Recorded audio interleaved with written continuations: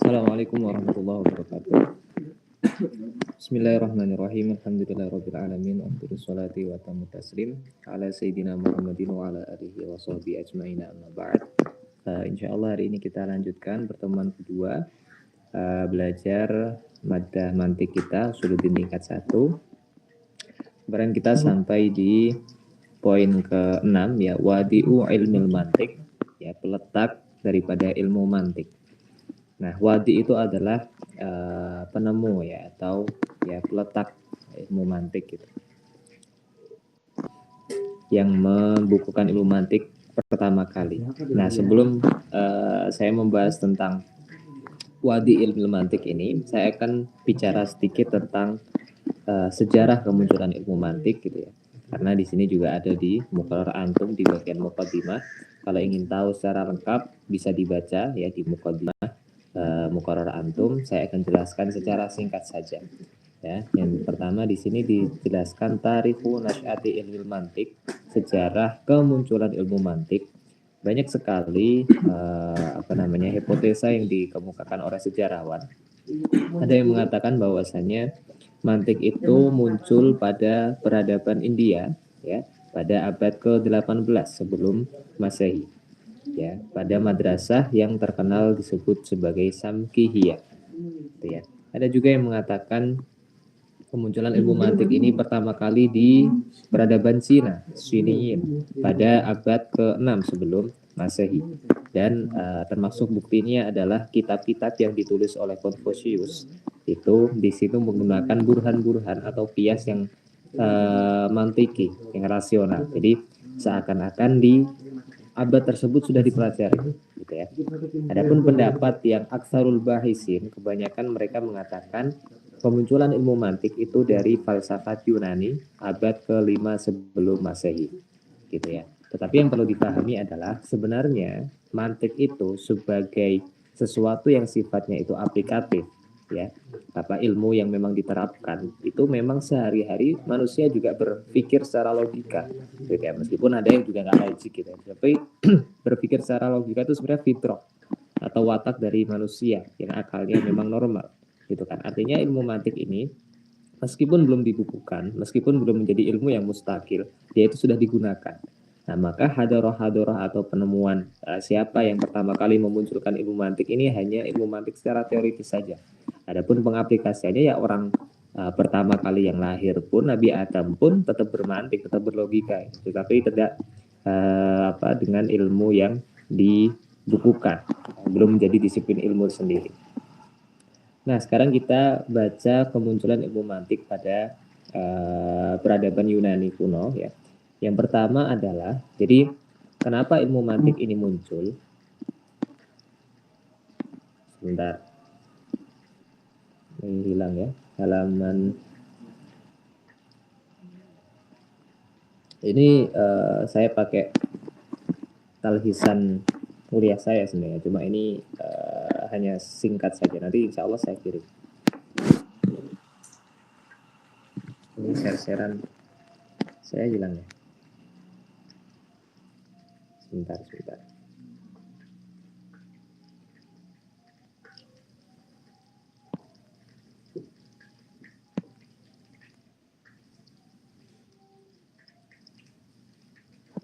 Oh.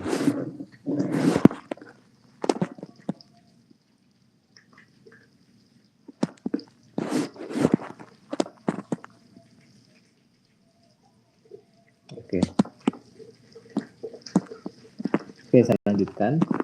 Nah, kemunculan kaum sofis ini adalah yang menjadikan motivasi ya, dorongan para filsuf di Yunani itu untuk memunculkan ilmu mantik ya. Kenapa?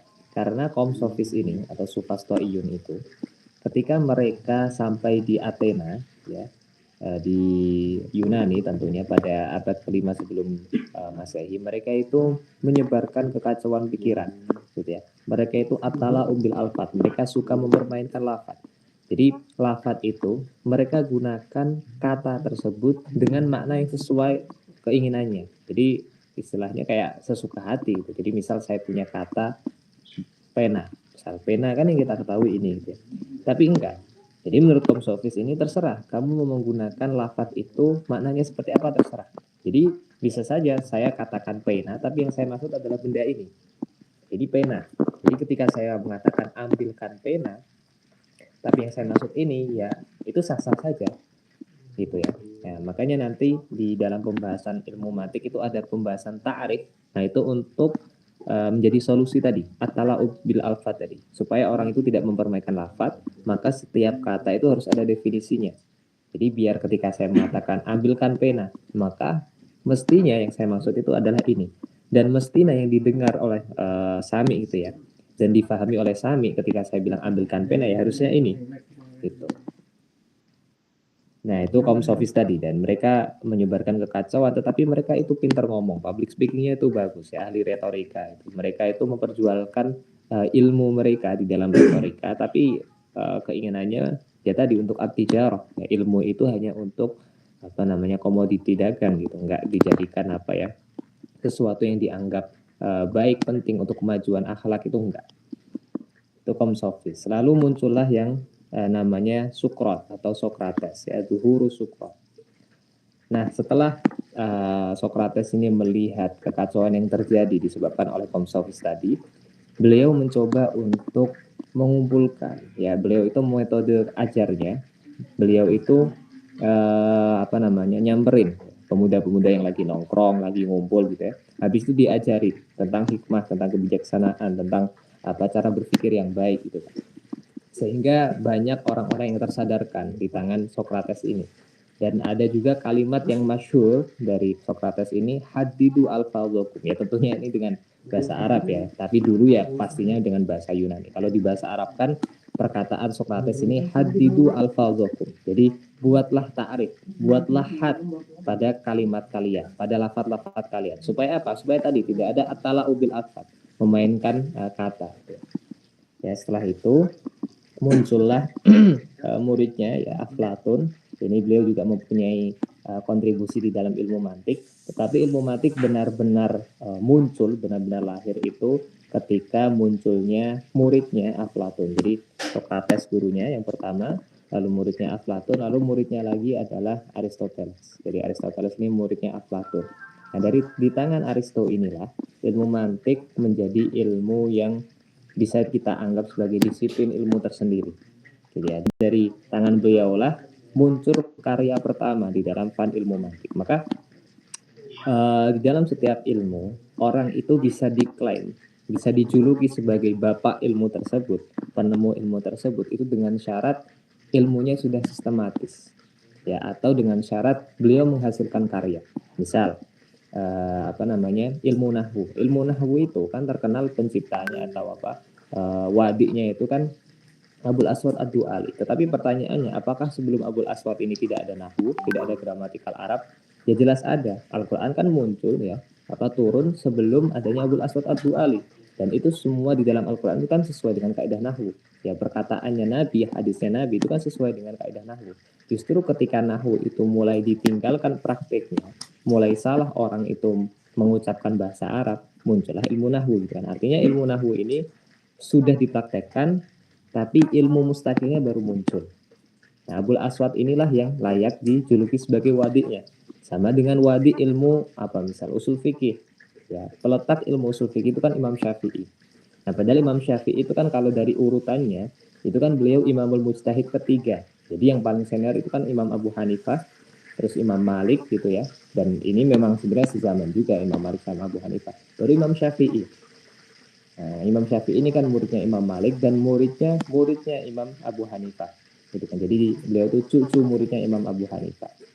Artinya apa? Artinya meskipun Imam Syafi'i ini adalah orang pertama yang membukukan ilmu usul fikih, yang bahkan layak dikatakan bapak ilmu usul fikih, tetapi bukan berarti Imam Malik dan Imam Abu Hanifah nggak punya usul fikih. Punya. Ya, usul fikih itu kan metodologi untuk menggali hukum. Ya nggak mungkin Imam Malik ini sebagai Imam Mujtahid dan juga Abu Hanifah ini mempunyai produk-produk hukum tapi nggak punya metodologinya. Harusnya pastinya punya gitu kan, tetapi karena mereka belum membukukan, makanya tidak layak dikatakan penemu usul fikih. Jadi di tangan Aristo inilah beliau mempunyai kitab ya yang disebut sebagai organon. Ya, Urjanun itu adalah kitab mantik beliau, ya, kitab mantik pertama lah yang ada. Terus setelah kemunculan Aristo ini, ya, ada yang namanya Porphyrius Asuri. Ini nanti tarsisannya saya kirim insyaallah setelah ini ya. Cuma yang jelas bisa dibaca keterangan lebih lengkapnya di Muqarrar Antum di Muqaddimah. Ada yang namanya Porphyrius Asuri, ya, beliau juga menulis tentang ilmu mantik, lalu kitabnya disebut sebagai Isaguji. Ya, kalau antum nanti belajar, biasanya di talaki-talaki, ya di Matiafah atau di Ashar, nanti sering antum akan menemukan ada kajian kitab Isaguji, ya, kitab tentang ilmu mantik. Tetapi Isaguji yang Porphyrius Asuri ini bukan Isaguji yang dipelajari sama teman-teman Ashar itu. Ya, karena Isaguji yang asli yang Porphyrius Asuri ini, ya, Isaguji itu artinya apa sih? Isaguji itu artinya madkhal, ya, apa namanya, gerbang menuju ilmu-ilmu yang lainnya, seperti itu. Nah, lalu diikhtisarlah, diringkas, ya, diambil intisarinya, lalu dipindahkan ke dalam bahasa Arab oleh Imam Al-Adhari. Nah, inilah yang karyanya Isaguji itu yang sering dipelajari oleh teman-teman. Ya, Isagujinya itu bukan Isaguji asli dari Porphyrius Asuri, enggak, tetapi Isaguji, nah, bukan KW juga ya, apa istilahnya, Isaguji versi kedua lah, kayak gitu, oleh Imam Al-Adhari. Nah, mungkin terakhir ya, terjemah ilmu mantik ke dalam bahasa Arab ini enggak usah. Ini mauqif al-ulama, mauqif ulama il-Islam, ya. Jadi setelah ilmu Yunani itu diterjemahkan, ya, ditranslate ke dalam bahasa Arab, termasuk ilmu Yunaninya itu adalah ilmu mantik gitu ya. Itu para ulama Islam itu berbeda pendapat. Ada yang setuju, artinya menerima, ada juga yang mereka itu menolak. Sorry, sebentar.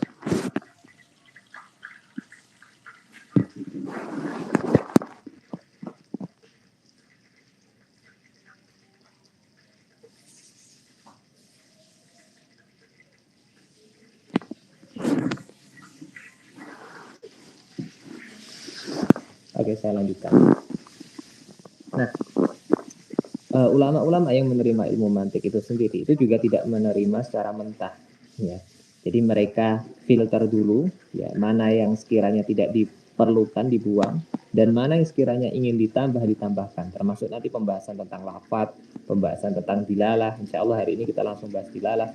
Nah, itu juga tambahan-tambahan dari ulama Islam, gitu. Jadi nggak dicomot seluruhnya 100%, ya, tetapi dipilih mana yang memang penting, lalu ditambahkan mana yang sekiranya diperlukan, gitu ya. Dan termasuk ulama yang menerima ilmu mantik ini itu adalah Imam Al-Ghazali, dan beliau itu adalah ulama Islam pertama yang memisahkan ilmu mantik dari ilmu filsafat. Karena memang dulu itu ilmu mantik dan ilmu filsafat, ya, filsafat Yunani itu sangat dekat. Jadi dia tuh campur bukunya istilahnya gitu, atau minimal dia tuh menjadi muqaddimah ilmu filsafat. Nah, karena dipandang ilmu filsafat ini, ya, banyak sekali mengandung apa namanya ideologi-ideologi yang menyesatkan, gitu kan, sehingga nanti khawatirnya orang-orang Islam kalau baca mantik yang bercampur dengan filsafat ini malah jadi sesat, gitu kan. Akhirnya Imam Ghazali memisahkan itu, dan beliau mempunyai dua karya di dalam ilmu mantik, Mi'yarul Ulum dan Mahikun Nazar, gitu ya. Nah, beliau juga dianggap sebagai ulama pertama yang mencoba untuk mengkombinasikan, ya, untuk mencampurkan ilmu mantik dengan ilmu-ilmu syariat yang lain. Jadi beliau itu orang pertama yang memisahkan ilmu mantik dengan filsafat. Beliau juga orang pertama yang mencampurkan ilmu mantik dengan keilmuan Islam. Bahkan di dalam kitabnya Al-Mustasfa, di dalam muqaddimahnya beliau mengatakan, barang siapa yang tidak mempelajari ilmu mantik, maka ilmunya itu tidak siqah, ilmunya itu tidak bisa dipercaya. Man lam ya'rif al-mantik la siqata bi ilmihi. Jadi beliau juga menjadikan pengetahuan atau penguasaan ilmu mantik itu sebagai salah satu syarat sebagai mujtahid. Gitu ya. Nanti bisa dilihat di muqaddimahnya Mustasfa. Mungkin itu saja sejarah ringkasnya. Jadi kita kembali lagi ke talhisan tadi nomor 6, wadi'u ilmil mantik. Ya, siapa penemu ilmu mantik? Nah, maka jawabannya ada Aristoteles. Ya, Al-Mutawaffa ini ya nggak usah lah. Bahwa awwalu man allafa kitaban khason, Ya, beliau adalah orang pertama yang menulis ya. Alafa itu kan menulis karya, kitaban menulis kitab, khoson yang khusus, fil mantik di dalam ilmu mantik. Wasamahu, dan beliau menamakannya Al-Urjanun. Ya, disebut sebagai Al-Urjanun, organon. Jadi bisa di-download sendirilah PDF-nya organon yang asli itu ya. Tapi itu tebel banget. Ai alatul ma'rifat. Jadi organon itu artinya adalah alatul ma'rifat, alat untuk pengetahuan. Nah, selanjutnya mabadi yang ketujuh adalah ismu, ya, nama ilmu tersebut. Jadi nama ilmu mantik itu banyak. Yusama al-mantik bi'iddati asma. Jadi al-mantik itu mempunyai nama, ada beberapa nama gitu. Yang pertama ada ilmu mantik, ini apa? Ada titiknya salah ini. Ilmu mantik yang pertama, yang kedua adalah ilmu mizan. Ya, ilmu mizan itu kan timbangan artinya ya.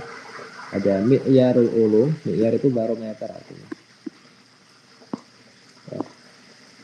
Ilmul ulum, ilmunya segala ilmu gitu ya. Ilmu istidlal wal istinbat, dan terakhir ilmu qawaninul fikr, ilmu peraturan berpikir. Gitu ya. Jadi banyak namanya. Mungkin bisa dihafalkan 3 atau 4. Nanti sekali aja nanti ditanyakan nama lain dari ilmu mantik. Nomor 7. Nomor 8 istimdad. Istimdad itu adalah pengambilan atau referensi. Ya, pengambilan atau referensi. Jadi dari mana sih ilmu mantik itu diambil? Ya. Kalau ilmu fikih itu kan diambil dari Al-Quran, ya, dari As-Sunnah, dari kiasnya para ulama, itu kan seperti itu. Nah, tetapi kalau ilmu mantik itu sendiri itu diambil dari mana? Di situ dikatakan yustamaddu, ya, diambil ilmu mantik minal qawanin al-aqliyah, dari peraturan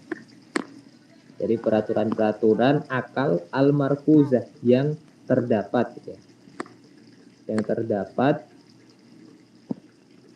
fil akli bil fitrah, di dalam akal bil fitrah, dengan fitrah itu sendiri. Jadi fitrah akal atau watak akal itu sendiri. Jadi sebenarnya ilmu mantik itu bukan diambil dari Al-Quran, bukan diambil dari Al-Hadis, tetapi dari pemikiran orang yang normal. Akal yang sehat itu sebenarnya bisa memunculkan kaidah-kaidah ilmu mantik itu sendiri.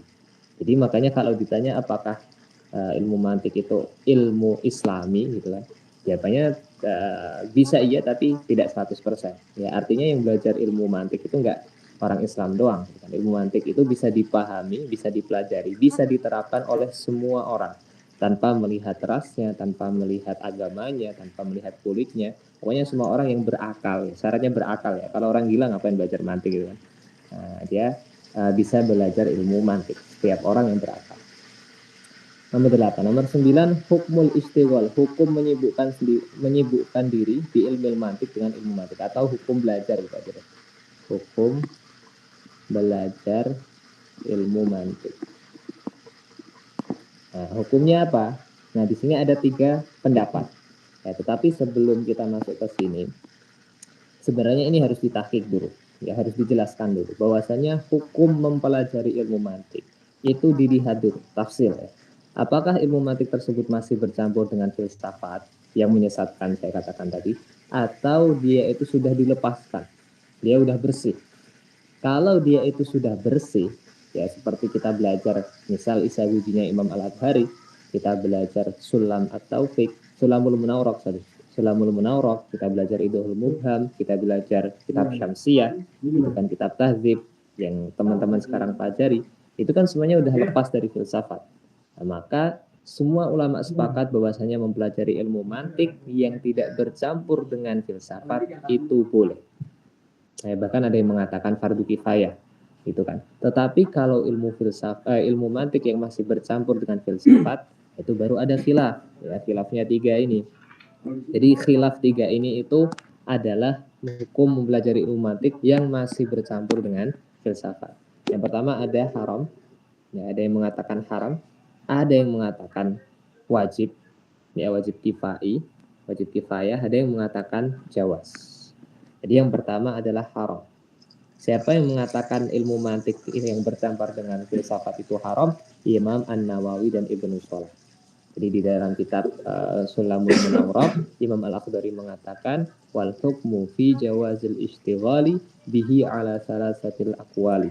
Ada 3 pendapat, Fabnus Solahi wan Nawawi harrama. Jadi Ibnu Salah dan Imam Nawawi itu mengharamkan mempelajari ilmu mantik.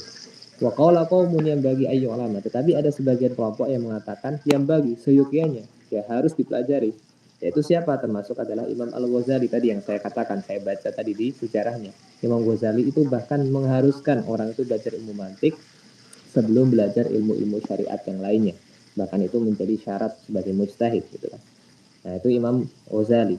Nah, tetapi pendapat yang ketiga yang masyhur ya di sini dikatakan al-mu'tadilun minal ulama. Al-mu'tadil itu ulama yang netral atau apa ya, yang moderat gitu.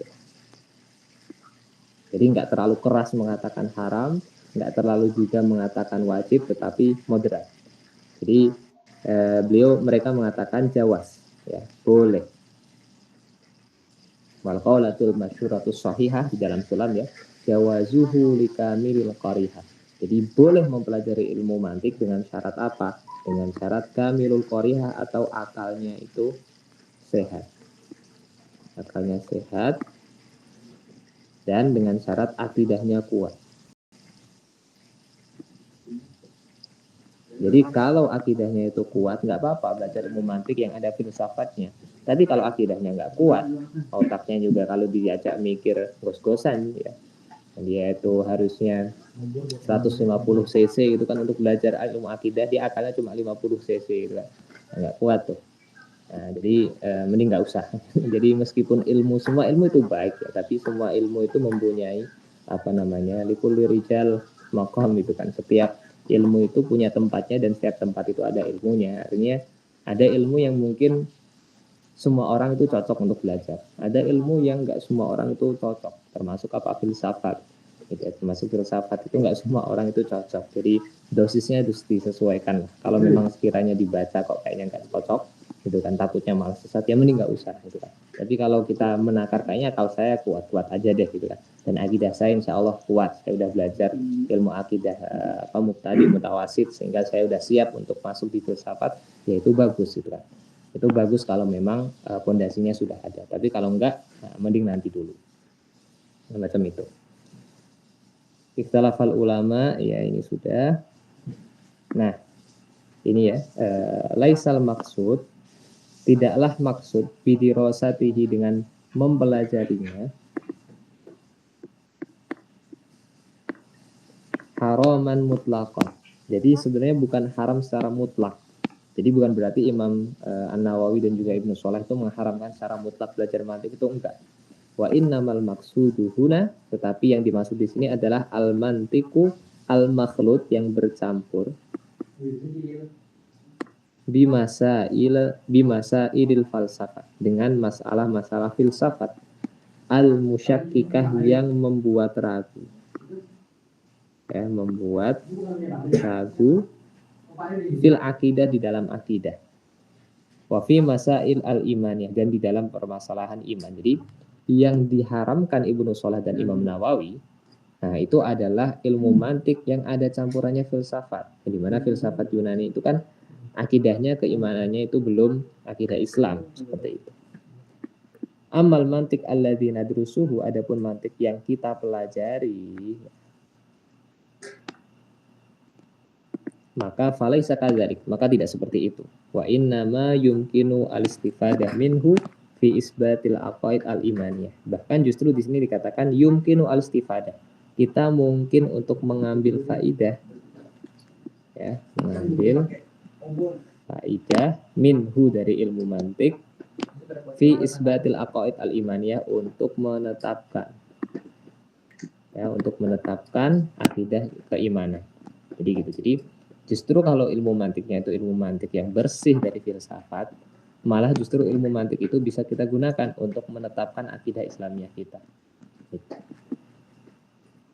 Makanya tadi ya ada yang mengatakan fardu kifayah. Kenapa? Kenapa ada orang mengatakan mempelajari ilmu mantik itu sampai wajib? Karena dengan ilmu mantik itu kita kan bisa raddus syubah, kita bisa menolak tuduhan-tuduhan yang dilemparkan kepada Islam, gitu kan? Nah, sekali lagi seperti yang saya katakan kemarin, ketika kita berdebat kepada orang yang nggak percaya dengan Islam, nggak percaya dengan Al-Quran dan Hadis, kita nggak bisa menggunakan dalil-dalil itu. Ya kita harus menggunakan dalil yang rasio, dalil yang logik, gitu kan. Maka ilmu mantik ini bisa digunakan untuk raddus syubah.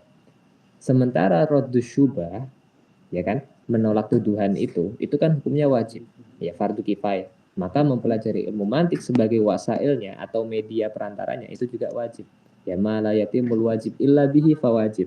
Ya, para ulama usul fikih mengatakan sesuatu yang kewajiban itu tidak sempurna kecuali dengan sesuatu tadi, maka sesuatu tersebut itu hukumnya juga ikutan wajib. Jadi raddus syubah itu wajib, ya menolak tuduhan itu wajib. Nah, untuk bisa menolak tuduhan, kita perlu belajar ilmu mantik. Berarti ilmu mantik hukumnya apa? Hukumnya wajib juga. Nah, seperti itu. Nomor 10, masailuhu. Ya, masalah-masalah atau isi dari pembahasan ilmu mantik itu apa aja? Wahya qodoyahu. Ya, qodiyah atau apa istilahnya ya. Kaidah-kaidah gitu aja deh. Ya, kaidah-kaidah wa maudu'atuhu al-juz'iyah, dan juga tema-tema, maudhu' itu tema-tema al-juz'iyah yang khusus gitu. Juz'iyah itu partikular ya di dalamnya gitu. Allazi yudrisuha, yang dipelajari gitu kan. Kama bahasid dilalah, seperti pembahasan dilalah, pembahasan lafaz dan seterusnya. Jadi masailnya itu apa? Masailnya itu banyak. Kalau tema utama, maudhu'nya kan kemarin masih ingat ya, tasawurat dan juga tasdiqat. Tetapi kalau masailnya itu artinya pembahasan yang di dalamnya, di dalam tasawurat itu apa aja, di dalam tasdiqat itu apa aja, seperti itu.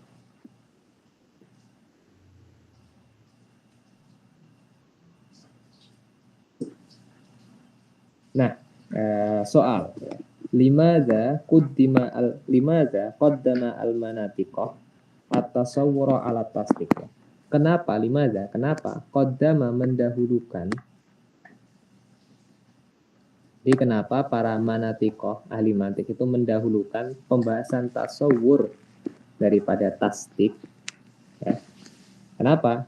Karena di sini jawabannya qaddamal manatiqatu at-tasawwura, mereka mendahulukan tasawur ala tasdik daripada tasdik, li'annahu, karena tasawur ya itu muqaddamun, didahulukan bitob'i, secara tabiatnya. Ya. Muqaddam bitob'i itu apa? Muqaddam bitob'i itu ketika hal yang kedua membutuhkan kepada hal yang pertama, tetapi tidak secara ilah ma'lum. Ya, saya ulangi lagi, muqaddam bitob'i itu apa? Ketika sesuatu yang nomor dua itu berarti apa? Tasdik. Ya, membutuhkan ke sesuatu yang nomor satu, ya, tetapi tidak secara ilah. Ini membutuhkan. Maksudnya secara ilat itu gimana? Secara ilat itu kayak gini. Ilat itu ada istilah ilat sama ma'lul. Ilat sama ma'lul. Jadi kalau ada ilat pasti ada ma'lul, kalau ada ma'lul pasti ada ilat gitu ya. Jadi itu bersinambungan pasti. Jadi misal di jari saya ini ada cincinnya, nah ini emang nggak ada, ini belum kawin saya. Ini misal saya gerakkan jari saya, maka cincinnya juga ikutan bergerak. Nah, geraknya cincin ini itu dari mana? Dari jari saya. Maka jari saya ini disebut ilah. Sedangkan cincinnya disebut ma'lul. Jadi ketika jari bergerak, ma'lulnya pasti bergerak. Sebaliknya ketika cincin ini bergerak, jari saya juga ikut bergerak. Jadi yang kedua tadi, cincin itu butuh ke pertama, tetapi secara ilah ma'lul. Berbeda dengan ini. Kalau ini nomor 2, tasdik, membutuhkan ke tasawur, tetapi nggak ilah ma'lul. Kenapa tasdik membutuhkan tasawur? Ya, ada kaidah mengatakan al-hukmu ala syai'i far'un an tasawwurihi. Jadi menghukumi sesuatu itu adalah cabang atau kepanjangan tangan dari mentasawurkannya. Kemarin saya katakan kan, antum nggak bisa menghukumi hawawis itu enak atau enggak kalau antum nggak punya tasawurnya. Antum aja nggak tahu apa itu hawawis itu kan. Nggak bisa orang tanya rasanya hawis gimana, enak ya, nggak bisa tuh mengatakan enak, antum aja belum pernah nyoba gitu kan. Jadi antum bisa menghukumi kalau antum memang sudah mentasawurkannya. Maka hukum yang di sini artinya adalah tasdik, Itu cabang daripada tasawur. Antum harus tasawur dulu baru tasdik. Makanya kita bahasnya tasawur dulu baru tasdik. Itu jawabannya. Ya, kalau ada pertanyaan kenapa didahulukan tasawur daripada tasdik. Sampai sini ada pertanyaan mungkin sebelum kita membahas pembahasan pertama, yaitu pembahasan dilalah.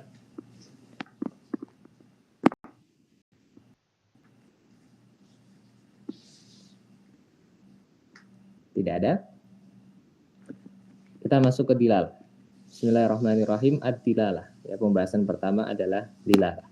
Apa itu dilalah? Ya, dilalah itu bisa dibaca tiga ya. Ada yang bacanya dilalah, ada yang bacanya dalalah, ada juga yang membacanya dulalah. Cuma ini paling jarang saya dengarkan yang orang nyebutnya dulalah itu paling jarang. Tapi bisa dibaca tiga ya. Dilalah, dalalah, dulalah. Jadi nanti kalau dosen antum bacanya dalalah, saya bacanya dilalah, jangan disalahkan saya ya. Nah, ad-dilalah. Dilalah secara bahasa lughatan itu adalah al-hidayah. Ya, petunjuk. Irsyad juga sama, petunjuk. Jadi apa arti dilalah? Dilalah itu adalah petunjuk. Jadi dia menunjukkan. Sedangkan secara istilah, nah ini ada dua tarif, terserah antum mau pakai yang pertama atau yang kedua, gitu ya. Sebenarnya ada perbedaan memang nanti di tarif pertama sama kedua dari sisi itibarnya, dipandang dari segi apanya itu ya. Cuma kalau pengen singkat ya tarif yang kedua ini fahmu amrin min amrin. Kita baca dulu yang pertama. Kaunus syai'i, apa itu dilalah? Kaunus syai'i bihalatin. Jadi adanya sesuatu dalam kondisi ya bihalatin dalam kondisi yalzamu yang menisayakan itu mengharuskan menisayakan minal ilmi bihi dari mengetahui hal tersebut ya. Jadi kita mengetahui hal tersebut. Itu menisayakan apa? Al ilmu bisyai'in apa? Menisayakan mengetahui hal yang lain. Jadi apa itu dilalah? Yaitu sesuatu yang kalau kita tahu sesuatu ini, kita akan mengetahui sesuatu yang lain. Itu namanya dilalah. Nah, asyai'ul awal, hal yang pertama ini, syai' ini disebut ad-dal. Dal itu sesuatu yang menunjukkan. Sesuatu yang menunjukkan. Syai' ini, kalau kita paham syai' ini, kita akan memahami syai'un akhar. Sesuatu yang lain. Sesuatu yang lain ini disebut madlul. Madlul itu apa? Ya, sesuatu yang ditunjukkan. Jadi sesuatu yang ditunjukkan namanya madlul. Atau kita pakai tarif yang kedua, fahmu amrin min amrin, memahami sesuatu dari sesuatu yang lain. Nah, tapi nanti kalau di sini dalnya, kalau ini kan dal itu yang pertama, madlul yang kedua gitu kan. Tapi kalau fahmu amrin min amrin, memahami sesuatu dari sesuatu yang lain, maka yang menjadi dalnya itu amr yang kedua. Jadi amr yang kedua ini dal, amr yang pertama itu madlul. Contohnya apa? Contoh banjir Sumatera. Nah, itu kan ada kayu kan. Nah, itu kan banjir itu kan membawa kayu. Nah, pertanyaannya, kayu ini itu dibawa oleh air. Artinya dia dicabut oleh air banjir atau dia dipotong. Gitu kan. Nah, itu proyek misal kayak gitu kan. Nah, pemerintah katanya enggak, itu dari air banjir itu. Tapi padahal kalau kita lihat kayunya itu yang kena arus banjir itu kan potongannya potongan rapi, potongan gergaji mesin gitu kan. Dan dia bahkan ada angkanya 49 misalnya kayak gitu kan. Nah, dari hal-hal tersebut, dari potongannya rapi, terus ada angkanya gitu kan. Itu kan nggak mungkin itu dibawa oleh banjir, tetapi itu pasti dipotong. Jadi kita memahami kayu tersebut itu dipotong secara sengaja, itu dari dal tadi, dari petunjuk, sesuatu yang menunjukkan. Nah, proses penunjukan tersebut itu disebut dilalah. Jadi kan ada dal, menunjukkan itu kan. Jadi dalnya apa tadi? Nah, dalnya itu kayunya potongannya rapi, ya kan? Habis itu ada angkanya. Dia menunjukkan ke madlul. Madlulnya apa? Oh, madlulnya berarti ini sengaja ditebang. Nah, proses penunjukannya ini, dal menunjukkan madlul, itulah yang disebut ad-dilalah. Ya, jadi paham ya. Jadi dal itu yang menunjukkan, madlul yang ditunjukkan, prosesnya itu. Jadi ketika kita memahaminya itu disebut dilalah. Nah, itu adalah pembahasan dilalah takrifnya ya. Contoh di sini insan menunjukkan hewan natik. Ya, misal saya bilang saya melihat manusia. Kata manusia ya. Jadi lafadz manusia itu menunjukkan sebuah makna yaitu apa? Hewan natik. Ya, makhluk hidup yang berpikir. Terus aksamud dilalah, macam-macam dilalah. Nah, ini lumayan banyak ya.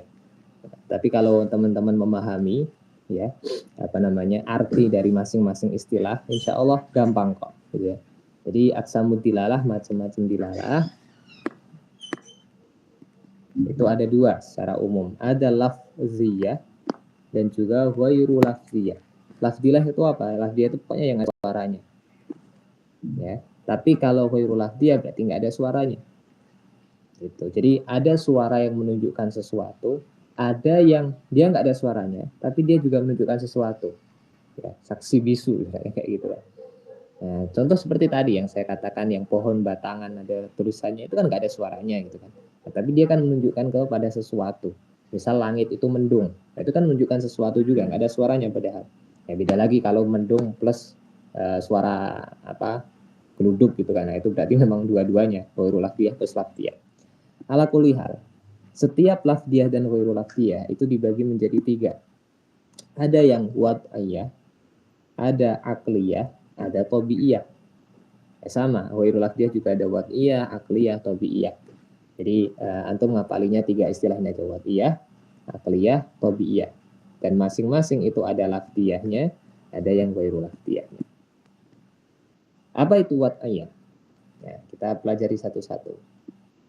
Dalalah lafdiyah yang wad'iyah. Wad'iyah itu apa? Wad'iyah itu sengaja diletakkan. Ya, sengaja dibuat gitu aja deh. Sengaja dibuat. Nah, atau takrifnya hiyallati ta'tamidu ala wad'il basyar, yaitu dilalah yang apa ya ini? Ta'tamidu berpegang kepada wad'ul basyar, ya, ciptaan. Wad itu kan meletakkan atau ciptaan manusia. Jadi dilalah wad'iyah itu memang sengaja diciptakan, sengaja diletakkan. Contoh kadalalatil insan ala hayawanin natik. Misal ada kata al-insan, manusia. Ya, ketika seseorang bilang saya melihat manusia, itu menunjukkan apa? Oh, berarti kata manusia itu menunjukkan hayawan natik, makhluk hidup yang apa namanya berpikir. Nah, kata insan ya, semua kalimat, semua lafaz, kata insan, kata pena, kata pesawat, kata handphone, itu kan memang sengaja diletakkan. Jadi misal, dulu sebelum ada handphone gitu kan nggak ada, kata handphone itu sendiri kan nggak ada, karena nggak ada bendanya. Nah, setelah ditemukan benda gitu kan, yang bisa digunakan untuk komunikasi jarak jauh, habis itu dikasih nama lah benda tersebut dengan handphone. Jadi ada maknanya. Jadi makna itu bukan terjemah ya. Maknanya itu adalah usulus surah. Jadi gambaran sesuatu. Ada maknanya, baru diletakkan lafadznya.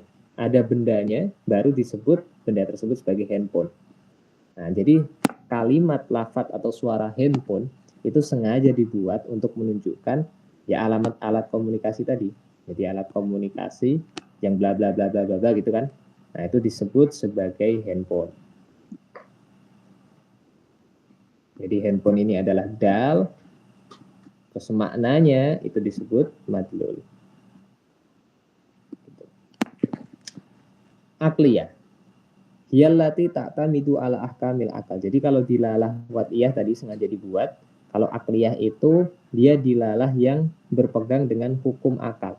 Alias dia itu nggak sengaja dibuat, gitu kan. Tetapi ketika suara tersebut kita dengar, itu kita memahami sesuatu. Jadi kita pikir, oh berarti kayak gini. Misal, contohnya di sini apa? Kadalalati as-saut, ya, min wara'il jidar.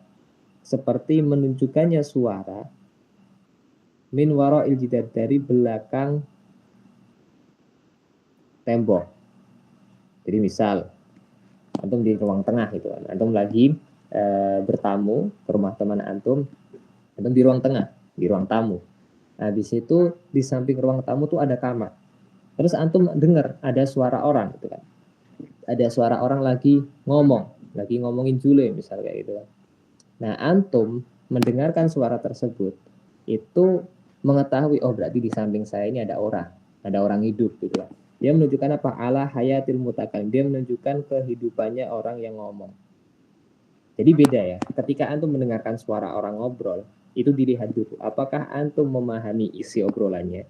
Kalau isi obrolannya berarti masuknya di wad'iyah. Ya, antum dengerin tuh orang pada ngegosip Jule itu kan, itu maksudnya ke wad'iyah. Tapi kalau hanya sekedar antum dengerin suara, habis itu antum menyimpulkan, oh di situ ada orang hidup gitu. Nah itu namanya akliyah. Atau misal kayak teman antum tidur, gitu kan. Nah tidur 2 hari, itu 2 hari nggak bangun-bangun gitu. Nah itu kan antum kira kayaknya orang ini udah mati. Ternyata dia ngorok. Nah ketika dia itu ngorok, itu kan menjadi bukti bahwasanya dia itu masih hidup. Ya, meskipun tidur 2 hari, nggak tahu lah habis ngapain misalnya gitu kan. Nah itu namanya dalalah akliyah. Jadi antum proses dari akal, oh dia ngorok berarti dia masih hidup. Gitu. Terus tobi'iyah, kalau tobi'iyah itu artinya nature ya, apa istilahnya? Dia itu memang natural seperti itu sendiri kayak gitu. Jadi dia nggak dipaksa, nggak dibuat-buat, tapi dia dengan otomatis menunjukkan sesuatu yang lain, gitu ya. Hiyallati ta'tamidu ala tobi'ah, yaitu sesuatu yang berpegang dengan tabiat ya, atau nature tadi saya katakan. Ya, atau nama lain dari tobi'ah itu artinya kebiasaan. Dalalah tobi'iyah itu apa, nama lainnya adiyah. Kalau antum baca di kitab lain, tobi'iyah itu disebut adiyah juga, kebiasaan. Contoh, kadalalatid dhahki seperti penunjukannya tertawa ala sururi syahas. Kalau orang ketawa, itu berarti bahagia. Atau misal batuk, gitu kan. Antum dengerin suara batuk dari teman antum, itu kan secara otomatis menunjukkan dia sedang sakit, ya paru-parunya sedang sakit. Atau dia bersin mulut misalnya, itu kan. Berarti itu menunjukkan dia sedang sakit flu. Itu karena itu namanya tobi'iyah secara natural. Jadi tubuh itu merespon sendiri seperti itu. Jadi akal kita dapat menyimpulkan bahwasanya oh dia sakit. Jadi itu adalah dalalah lafziyah, ada wad'iyah, ada akliyah dan tobi'iyah. Jadi kalau antum teman-teman ini masih bingung tentang istilah-istilahnya ini, itu bisa dilihat contoh-contohnya lah. Bisa diperbanyak memahami membaca contohnya. Nanti teman akan semuanya akan ngeh perbedaan dari ketiga ini, wad'iyah, akliyah, tobi'iyah. Bisa sering-sering membaca contohnya seperti itu. Memperbanyak contoh. Terus yang dalalah ghairu lafdiyah ada 3 juga. Nah ingat ya, tadi ini berhubungan dengan yang ada suaranya. Kalau ini dalalah yang nggak ada suaranya. Jadi nggak ada suaranya tapi antum memahami. Ya ada makna yang terkandung di dalamnya. Yang pertama adalah wad'iyah, sama ya wad'iyah. Jadi ini sengaja memang diletakkan, sengaja memang dibuat. Wahyalati tamidu ala watil bashar, ini sama kayak yang tadi. Langsung ke contohnya aja. Contohnya kadalalatil isyarah, seperti penunjukannya isyaratil murur. Isyaratil murur al-hamra. Isyaratil murur itu traffic light. Lampu merah kuning hijau itu di perempatan itu.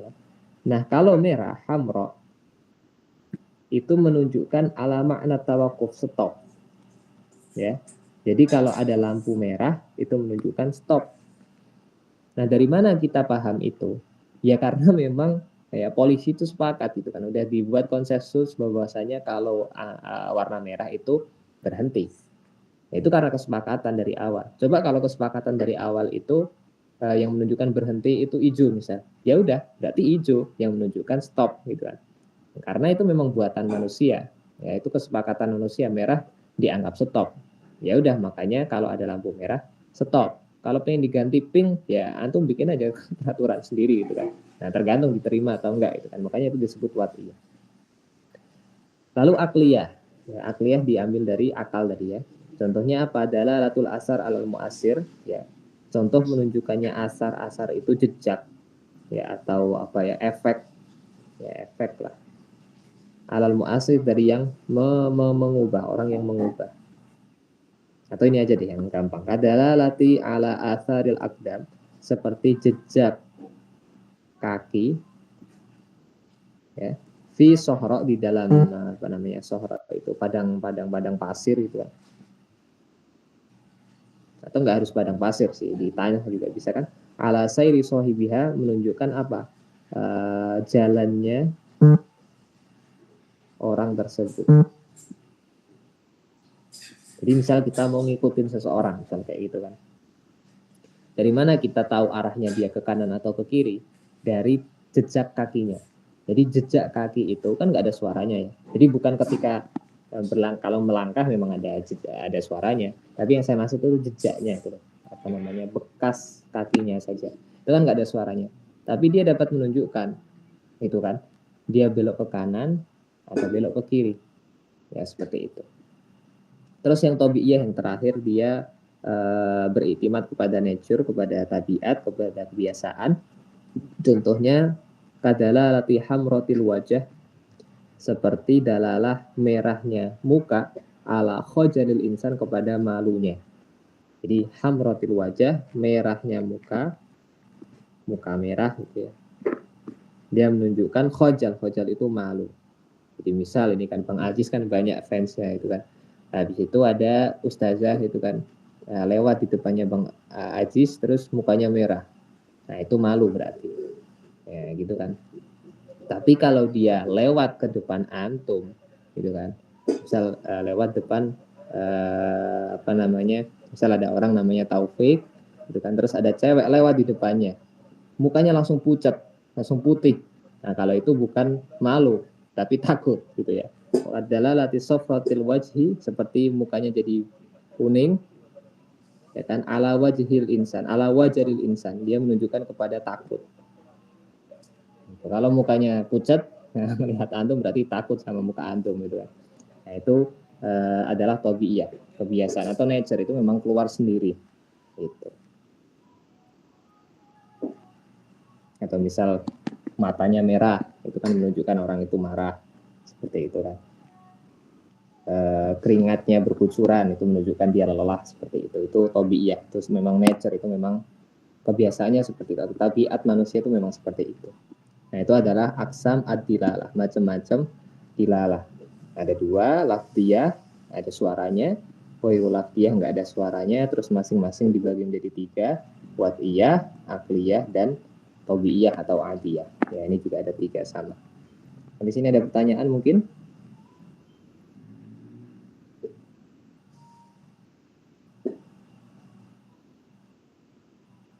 Baik, kalau nggak ada, selanjutnya adalah dari sekian dilalah ini, ya jumlahnya ada berapa nih? Ada 6, gitu kan?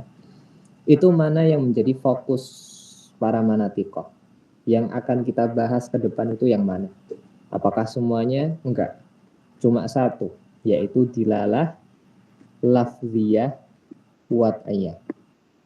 Jadi ini aja yang akan kita bahas nanti ke depan. Itu ya. Ini. Jadi tidak semuanya. Kenapa yang dibahas atau yang menjadi fokus manatikoh itu cuma ini? Adalah lafziyah wad'iyah. Ini alasannya. Nah, ini ada 3. Inilah 3 alasan kenapa manatikoh memilih dalalah lafziyah wad'iyah. Buat hook FYP. Nah, sebelum saya jelaskan ini, sebenarnya manatikoh itu fokusnya bukan kepada lafaz, bukan kepada sebuah kata, enggak. Mereka itu fokusnya kepada makna yang ada di akal. Jadi ketika saya mempunyai sebuah ide, saya mempunyai sebuah gagasan, saya mempunyai makna yang terkandung di dalam diri saya, nah itulah yang dibahas oleh manatikoh. Nah, itulah yang menjadi titik fokus manatikoh. Tetapi karena apa yang ada di akal saya itu tidak bisa tersampaikan dengan baik kecuali lewat perantara kata, kan? Saya dari tadi kan ngomong ini kan karena ingin menumpahkan apa yang ada di otak saya gitu. Kalau memang saya itu nggak perlu ngomong, bisa apa istilahnya, telepati gitu kan, atau kalau antum nonton apa namanya Naruto itu kan Ino gitu ya. Jadi dia bisa langsung menyampaikan apa yang di otaknya langsung ke otaknya orang lain, nggak perlu ngomong gitu kan. Kalaulah memang bisa kayak gitu, nggak akan dibahas pembahasan lafaz, nggak akan dibahas pembahasan dalalah. Tetapi karena seseorang itu terpaksa meminjam kalimat, meminjam lafaz, meminjam sebuah suara untuk mengungkapkan apa yang di hatinya, maka manatikoh pun terpaksa ya membahas ini. Jadi istilahnya kayak dalam tanda kutip tadi terpaksa. Gitu. Lalu kenapa yang dipilih itu dalalah lafziyah yang wad'iyah? Alasannya di sini minimal ada 3. Yang pertama, Aan ini iktasar al-manatiqa, mereka itu menyempitkan atau mencukupkan gitu, mencukupkan al-manatiqa, para ahli mantik, ala dilalah al-lafdiyah al-watiyah, kepada dalalah lafdiyah watiyah. Kenapa? Li'annaha, yang pertama, a'ammu naf'an, manfaatnya itu umum. Di manfaatnya umum. Maksudnya manfaatnya umum itu apa? Dia bisa masuk di semua makna. Gitu ya. Min ghairiha. Dia lebih manfaatnya lebih umum ya. Manfaatnya lebih umum min ghairiha, dari yang lain. Manfaatnya lebih umum daripada yang lain. Daripada dalalah yang lain. Wa asmala li jami'il afrad, dan dia masuk ke semua afrad, semua afrad makna, semua makna-makna itulah intinya kayak gitu. Jadi semua makna, semua benda yang kita lihat itu bisa diungkapkan dengan kata. Misal saya melihat ini, oh ini pena, ambilkan pena. Saya melihat ini tas, itu kan ada katanya, ada lafadznya, bantal, tembok, dan seterusnya. Yang meskipun ada hal-hal yang nggak ada namanya, cuma kebanyakan kan ada. Artinya saya bisa menumpahkan isi yang saya lihat dengan sebuah kata. Tetapi nggak bisa, terkadang saya menumpahkan makna saya itu hanya dengan isyarat. Gitu, karena hanya dengan, ya tanpa suara, cuma diem aja gitu. Ya kadang bisa, misal saya diem sambil cemberut, itu kan menunjukkan makna bahwasanya saya ngambek, misalnya gitu kan. Nah, tetapi ada juga hal-hal yang nggak bisa disampaikan. Makanya kalau ada cewek ngambek doang nggak ngomong, itu nggak tahu kita alasan ngambeknya itu apa itu. Nah, kita cuma tahu dia ngambek, tapi alasannya apa ya? Dia nggak tahu. Ya, laki-laki itu bukan paranormal, bukan dukun, juga suruh nebak-nebak alasannya apa ya, nggak tahu, dia ngomong. Nomor 2, ashalu fahman, dia lebih mudah dipahami min ghairiha, dari yang lainnya. Jadi ketika orang itu ngomong lebih gampang dipahami daripada diem aja. Dan yang terakhir, mundobitoh. Mundobitoh itu apa? Mundobitoh itu terdefinisikan gitu aja. Ya, terdefinisikan. Jadi bisa dicari lah. Misal saya ngomong A gitu kan. Antum gharib tuh, antum itu nggak paham dengan kalimat saya. Misal saya orang Jawa, saya ngomong pakai kalimat bahasa Jawa. Nah, itu antum masih bisa buka di kamus bahasa Jawa Indonesia, misal kayak gitu kan. Ya mungkin hasruha, yang mungkin untuk dipadatkan, ya, di hasr tuh dicakup gitu ya, dikuasai lah. Dikuasai. Wadirosahadiha, dan juga dipelajari. Gitu. Jadi karena kalimat itu bisa dipelajari, lafaz ya itu bisa dipelajari, maka ya udah kita pakai itu aja. Bi khilafid dalalah al-aqliyah, ini nggak usah lah. Jadi ini kekurangan dalalah aqliyah itu apa, kekurangan dalalah tabiiyah itu apa, kekurangan dalalah ghairiyah itu apa, bisa dibaca sendiri. Tapi yang jelas kenapa mereka memilih dalalah lafziyah, alasannya adalah 3 hal ini. Nah, itu minimal ada 3 hal. Di sini ada yang ditanyakan. Salah.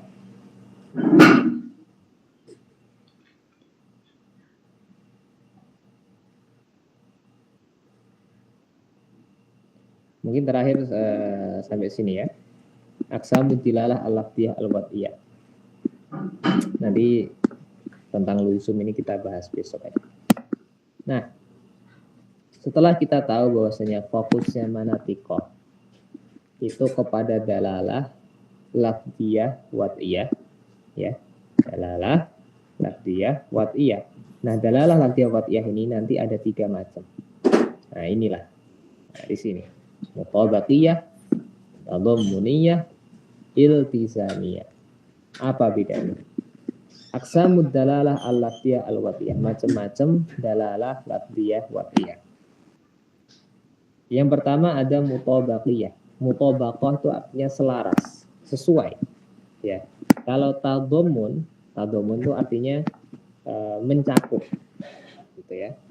Saya nggak akan memaknai satu-satu, ini hanya makna bahasanya saja. Nanti takutnya ketika saya tulis di sini artinya, antum memahami mutabaqiyah itu artinya cocok, dan gitu doang. Mutadamiyah itu artinya mencakup, dan gitu doang. Enggak. Nanti kita memahami masing-masing istilah ini dengan definisinya. Tapi yang jelas maknanya tadi, mutabaqah itu selaras, cocok, tadammuniyah itu mencakup, iltizamiyah itu meniscayakan. ya. Yang pertama mutabaqiyah. Mutabaqiyah itu apa? Yang pertama dia adalah dalalatul lafzi, menunjukkannya sebuah lafaz ala tamamil makna, kepada makna secara sempurna. Ya, sempurnanya makna, sempurnanya makna. Alladzi wudi'alahu, yang memang sengaja diletakkan. Ya. Jadi ketika saya mengatakan satu kalimat, ya, terus mempunyai makna ini secara sempurna, itu disebut mutabaqah atau mutabaqiyah. Ya, misal saya bilang al-insan, kadalalatil insan. Saya mempunyai kata insan, manusia. Ketika manusia itu diucapkan, artinya itu apa sih? Artinya ya hayawan yang natik, hayawan yang berpikir.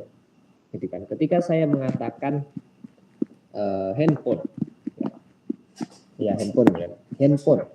Saya mempunyai handphone. Nah, handphone itu apa? Handphone itu kan artinya alat komunikasi, ya, yang bisa digunakan jarak jauh. Ya, anggaplah gitu aja, nggak usah panjang-panjang. Alat komunikasi yang bisa digunakan untuk jarak jauh. Ya, tentunya ini belum sempurna ya definisi yang saya ungkapkan. Cuma kita singkat saja seperti itu. Nah, maka handphone itu, kata handphone itu terus menunjukkan tadi alat komunikasi jarak jauh, itu adalah dalalah mutabaqah yang sempurna. Tetapi ada dalalah yang namanya tadammuniyah. Ya, tadammuniyah ini, ya nomor 2 ini, itu dalalatul lafzi, penunjukannya lafaz ala juz'il makna, ke sebagian makna.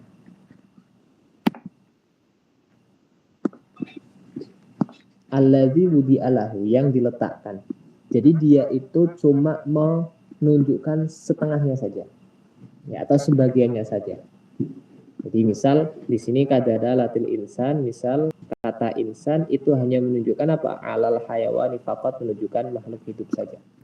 Jadi misal siapa yang ada di ruangan ini? Yang di ruangan ini tuh para manusia, misal kayak gitu kan. Nah, dari kata manusia, antum tidak memahami secara utuh. Antum tidak memahami hal tersebut bahwasanya dia adalah hayawan yang natik, enggak. Saya hanya memahami, oh di ruangan itu ada manusia. Artinya dia itu hayawan, makhluk hidup. Makhluk itu tuh butuh apa? Butuh makan. Jadi ketika di ruangan itu tuh antum mengundangnya manusia, berarti saya harus menyediakan hidangan. Jadi dari mana saya menyimpulkan harus ada hidangan? Ya karena dia hayawan, gitu kan. Bukan karena dia berpikir, enggak. Yang butuhkan makan itu bukan karena dia berpikir, tapi karena dia hayawan tadi, gitu kan. Atau misal ya, antum punya temen tuh ya, telat terus, gitu kan. Misal antum setiap ngajak nongkrong itu dia telat terus. Nah di situ antum dapat berita bahwasanya si fulan tadi, teman antum itu punya motor, gitu kan. Dia punya motor. Nah, ketika antum mendengarkan kata motor, antum tidak menangkap maknanya secara utuh. Bahwasanya motor itu adalah sebuah kendaraan yang rodanya 2, yang ada mesinnya, misalnya kayak gitu kan. Itu kan makna lengkapnya. Tapi antum memahaminya nggak semuanya. Antum cuma mengambil satu poin. Dia punya kendaraan. Ya, antum dengarkan si fulan punya motor. Nah, motor itu kan kendaraan yang ada rodanya 2, dari mesin, ada punya mesinnya, itu kan. Antum memahami hanya kata kendaraannya saja, makna kendaraannya saja. Jadi si fulan punya motor, alhamdulillah. Kenapa antum alhamdulillah? Karena teman saya udah punya kendaraan, besok nggak telat ngopi lagi, gitu kan. Jadi antum menangkap maknanya itu cuma sebagian, juz'il makna, sebagian makna. Dan nggak penting dia itu rodanya 2, kayak 3, kayak 4, terserah. Dia ada mesinnya atau enggak, yang jelas dia udah punya kendaraan sehingga lebih efektif dan cepat untuk datang gitu. Itu namanya tadammuniyah. Dan terakhir ada iltizamiyah. Iltizamiyah itu tadi yang menisayakan, yang mengharuskan dalalatul lafzi, penunjukannya lafaz ala amrin kharis, pada sesuatu yang di luar, ya, sesuatu yang di luar makna. Jadi maknanya apa, tapi atau memahaminya apa, misalnya itu. Lakinnahu lazimun lahu, tetapi dia itu selalu menempel. Lazim itu selalu ada, selalu ada. Contoh kadalalatil insan ala qabilin lil ilm. Contoh kata manusia itu menisayakan qabilun lil ilm, menerima ilmu.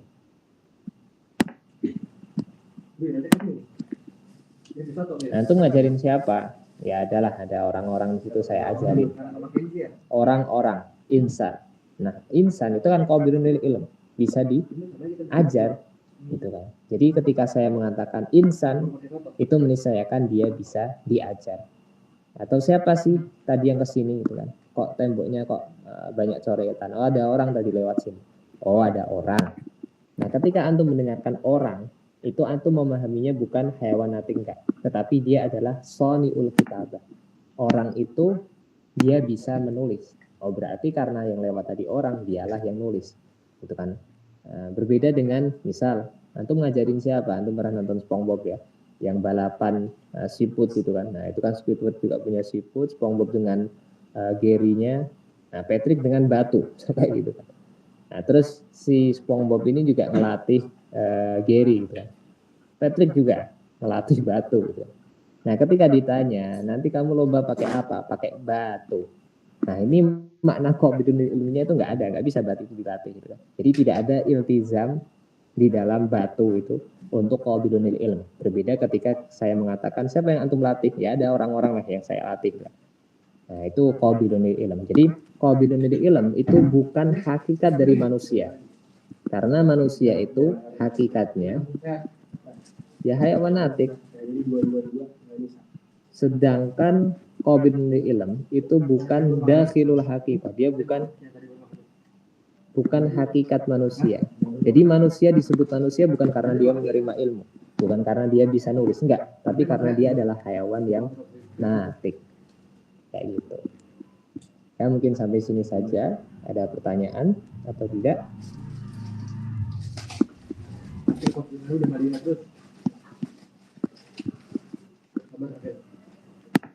Kalau enggak mungkin saya cukupkan. Kita lanjutkan besok untuk pertemuan ketiga. Syukron wal afu minkum. Wassalamualaikum warahmatullahi wabarakatuh.